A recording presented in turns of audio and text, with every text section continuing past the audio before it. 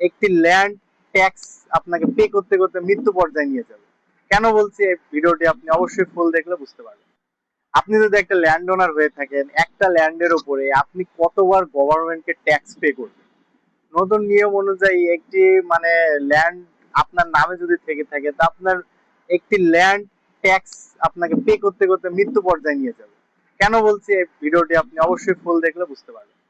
তা আপনি যদি ঢাকার ভিতরে একটি ল্যান্ড ওনার হয়ে থাকেন, আপনার ল্যান্ডটি যদি 3 কাঠা বা 5 কাঠা হয়ে থাকে, আপনার ল্যান্ডের উপরে কিন্তু 15% ট্যাক্স সরকারকে দিতে হয়।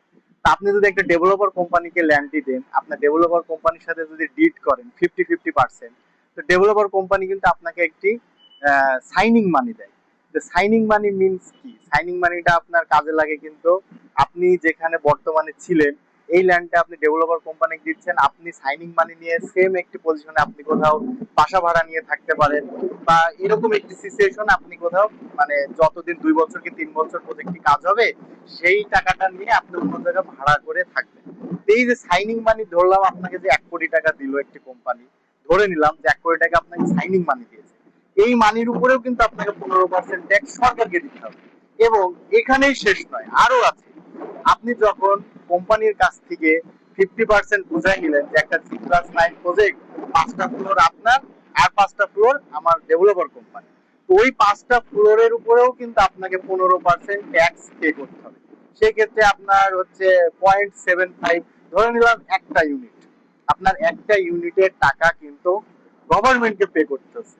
এবং এখানেই শেষ নয়, আরো আছে। আপনি একটি ডেভেলপার কোম্পানিকে একটি ল্যান্ড যখন দেন, আপনার ক্যারিয়ার কিন্তু শেষ পর্যায়ে, আপনি একটা ব্রেকের পরে একটা কোম্পানিকে দিচ্ছেন, এখানে একটি স্বপ্নের বাড়ি করছেন।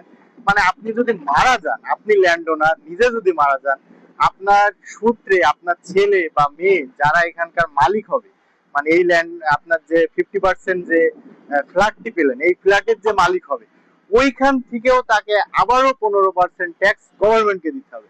এবং তার ছেলে যদি মালিক হয়, সে মারা যাওয়ার পর তাকেও 15% ট্যাক্স গভর্নমেন্টকে দিতে হবে। তাহলে আর কত একটি ল্যান্ড ওনার আর কত গভর্নমেন্টকে ট্যাক্স পে করবে? এই নিয়মটি কি বাংলাদেশের জন্য ঠিক কিনা আপনারা অবশ্যই কমেন্টের মাধ্যমে জানাবেন। বা এই ক্ষেত্রে রিয়েল এস্টেট বা ডেভেলপমেন্ট এটা কতটুকু উন্নত করতে পারবে বা কতটুকু গ্রো হবে? এই ট্যাক্সটি কি মনে হচ্ছে না যে অতিরিক্ত? অবশ্যই কমেন্টের মাধ্যমে জানাতে ভুলবেন না।